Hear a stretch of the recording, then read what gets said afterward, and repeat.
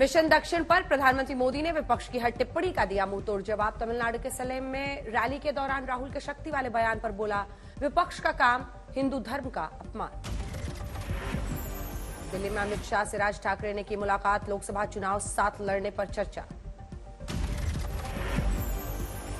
सुप्रिया सुले ने राज ठाकरे को इंडिया गठबंधन का दिया न्योता, कहा अगर राज ठाकरे इंडिया गठबंधन में आते हैं तो उनका स्वागत। सुप्रिया के न्योते पर उद्धव गुट ने जताई नाराजगी, संजय राउत भड़के, कहा क्या शरद पवार ने ऐसा कहा है, नाम बताओ किसने कहा है। सीट बंटवारे को अंतिम रूप देने के लिए कल हो सकती है महायुति की बैठक, दिल्ली में शाम को बैठक होने की संभावना। कांग्रेस सीईसी बैठक में अरुणाचल, सिक्किम, बंगाल, अन्य राज्यों की 86 सीटों पर चर्चा जारी। बिहार एनडीए में सीट बंटवारे के बाद से नाराज पशुपति पारस ने दिया मंत्री पद से इस्तीफा, कहा मैं एनडीए के आधिकारिक सीट बंटवारे का कर रहा था इंतजार।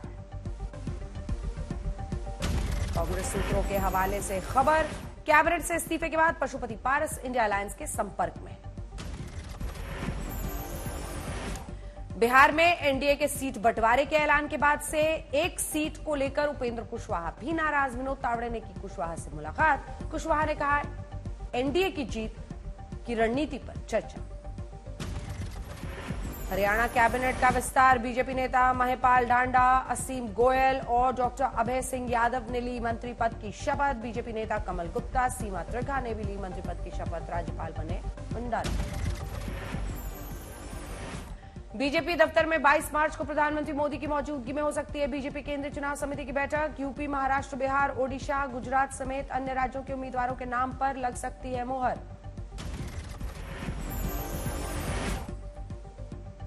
तरणजीत सिंह संधू और सीता सोरेन बीजेपी में शामिल होने के बाद पार्टी अध्यक्ष जेपी नड्डा से मिले, मुलाकात की तस्वीरें सामने। चुनाव आयोग ने 1989 बैच के आईपीएस संजय मुखर्जी को नियुक्त किया पश्चिम बंगाल का डीजीपी। देहरादून में दिलीप जावलकर बने गृह सचिव, साथ ही झारखंड में गृह सचिव बनी वंदना डाडेल। ईडी के समन के खिलाफ हाईकोर्ट पहुंचे सीएम अरविंद केजरीवाल, ईडी के सभी 9 समन को दी गई चुनौती। सुप्रीम कोर्ट ने अजित पवार को घड़ी चुनाव चिन्ह देने के चुनाव आयोग के आदेश पर रोक लगाने से किया इनकार। चुनाव आयोग से शरद पवार के लिए तुरंत चुनाव चिन्ह आरक्षित करने को कहा। सुप्रीम कोर्ट ने सीएए को लेकर सरकार से मांगा 3 हफ्ते में जवाब, अधिसूचना पर रोक लगाने से इनकार। 9 अप्रैल को होगी अगली सुनवाई। सीएए का जिक्र कर ओवैसी ने उठाए सरकार पर सवाल, कहा 2019 में 19 लाख लोगों ने खुद को नागरिकता की सीमा से बाहर पाया था, उनके साथ क्या किया जाना है, इस पर कोई कार्यकारी निर्णय नहीं लिया गया। चुनावी दौर में हलचल को लेकर छिंदवाड़ा में कैलाश विजयवर्गीय का बयान, कहा कांग्रेस के पास चुनाव लड़ने के लिए उम्मीदवार ही नहीं है। जल संकट को लेकर डीके शिव कुमार ने बेंगलुरु वासियों को दी सलाह, कहा अगर निजी टैंकर निर्धारित दर से अधिक शुल्क लेते हैं तो वे शिकायत दर्ज कर सकते हैं। तमिलनाडु फिल्म निर्माता जाफर सादिक पर 2000 करोड़ रुपए की ड्रग तस्करी मामले में सुनवाई।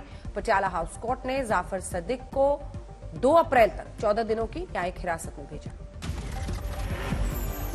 कार्ति चिदंबरम को राउज एवेन्यू कोर्ट ने भेजा समन, मनी लॉन्ड्रिंग केस में 5 अप्रैल को पेश होने का दिया आदेश।